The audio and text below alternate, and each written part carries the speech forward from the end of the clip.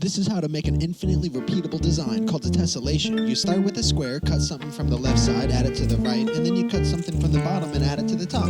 Then you can tape the pieces together, and one old school method I learned is to trace it on paper and see what animal you think it looks like, and then you can even color it in a pattern formation if you want. And here's my first attempt I took a different route with, and I made it without my cat present, and you can see why.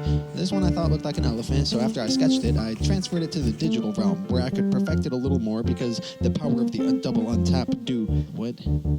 Where I could perfect it a little more because the power of the double tap undo.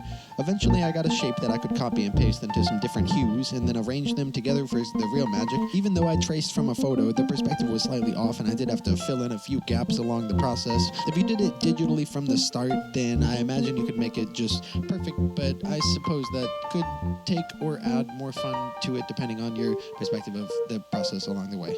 But maybe a disclaimer that they are a little addicting. I feel like I've made maybe 4 or 5, but now I can't seem to get enough of them. They're just a simple little thing to do, even with a little post-it note, and suddenly you got yourself a little project all just like that.